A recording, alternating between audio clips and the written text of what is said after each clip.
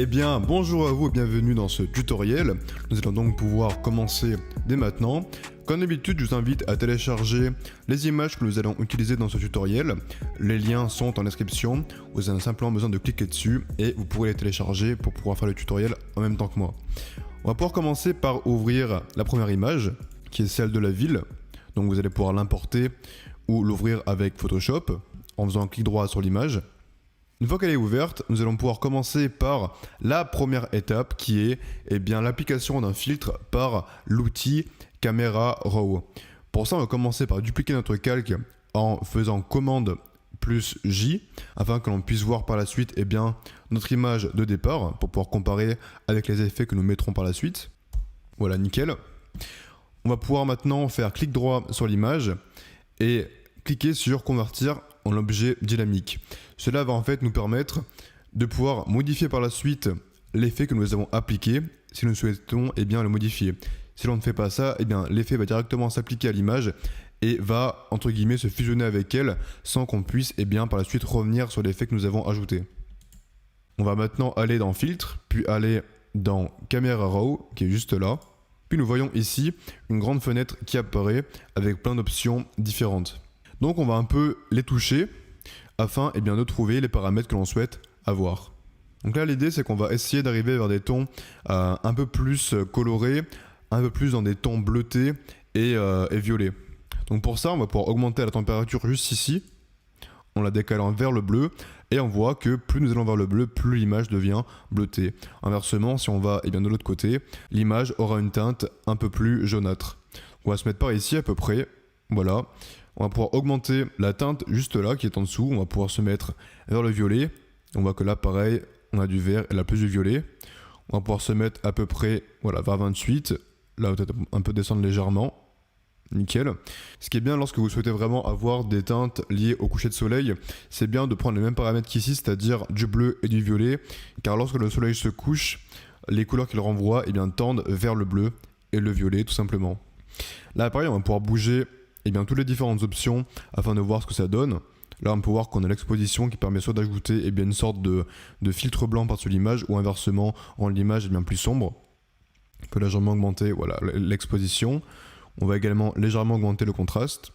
Il faut vraiment jauger comme ça en allant dans les extrêmes afin d'avoir une idée de ce que ça pourrait rendre.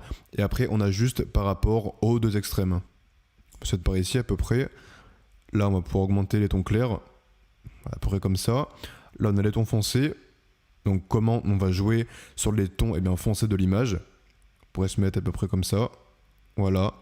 Là pour les blancs on va également les diminuer afin d'avoir une ambiance un peu plus sombre. Et pour les noirs, hop pareil on va légèrement, même pas mal les baisser pour vraiment avoir quelque chose de plus contrasté au sein de l'image. On va se mettre à peu près comme ça. Plus légèrement encore accentué, voilà, c'est pas trop mal. Là dans texture, on va pouvoir jouer, comme vous le voyez, sur une sorte de flou qui va venir s'ajouter à l'image.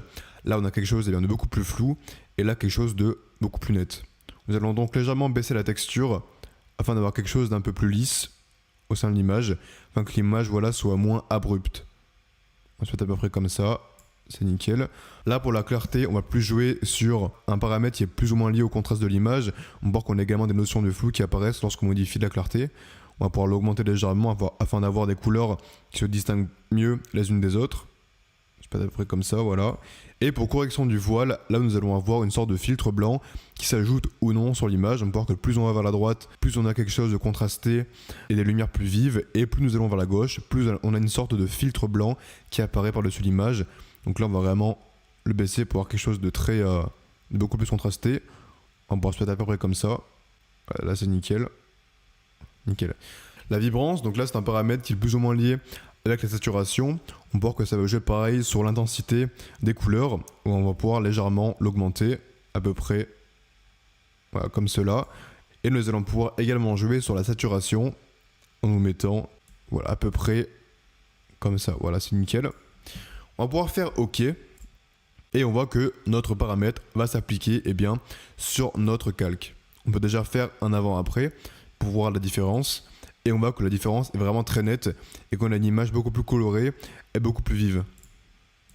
Et c'est là qu'on voit l'utilité du filtre dynamique, c'est-à-dire que si nous avions appliqué notre calque filtre sans avoir créé d'objet dynamique auparavant, on ne pourrait pas revenir modifier juste là nos paramètres que nous venons d'ajouter.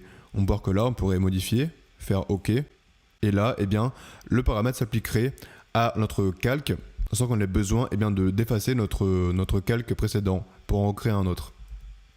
On va CTRL Z, voilà, c'est nickel. Maintenant, nous allons pouvoir passer l'étape du ciel. Nous allons donc remplacer le ciel pour en ajouter un nouveau. Pour ça, Photoshop a créé récemment un paramètre et une option qui marche vraiment très bien. On va pouvoir la tester dès maintenant. Donc pour ça, on va aller juste ici dans Édition, puis aller dans Remplacement du ciel. Là, on va attendre que ça charge. On va bien cliquer sur Aperçu. Et on voit que là, Photoshop remplace automatiquement notre ciel par un autre qu'il a dans sa galerie juste ici. On peut voir que nous avons plusieurs catégories de ciel, comme des ciels bleus, ici des ciels spectaculaires comme eux les appellent, et voilà, des couchers de soleil, etc. Mais ce que nous allons faire, c'est que nous allons venir ajouter notre propre ciel. Pour ça, je vous ai mis pareil un lien dans la description pour pouvoir télécharger ce ciel. Donc ce que vous allez faire, c'est que vous allez l'importer.